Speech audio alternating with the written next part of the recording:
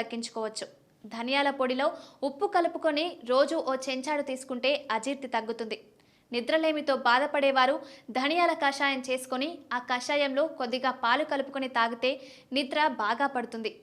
ధనియాలు, జీలకర్ర, బెల్లం కలిపి నూరుకొని చిన్న చిన్న గుళికల్లా చేసుకుని 3 పూటలా ఒక్కోటి వేసుకుంటే కీళ్ళ నొప్పుల నుంచి విముక్తి కలుగుతుంది.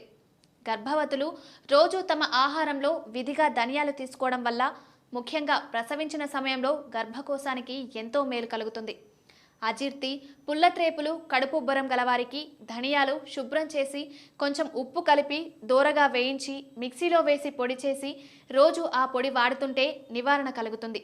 కడుపులో మంట, కడుపులో నొప్పి, తలనొప్పి, గడబిడ, మలబద్ధకం ఉన్నవారు ధనియాల పొడిని మజ్జిగలో కలుపుకొని తాగితే తగ్గిపోతుంది. బియ్యం కడిగిన నీటిని కలిపి ధనియాలు మెత్తగా నూరి ముద్ద చేసి దానికి పటిక బెల్లం చేర్చి కొద్ది మోతాదులో తింటే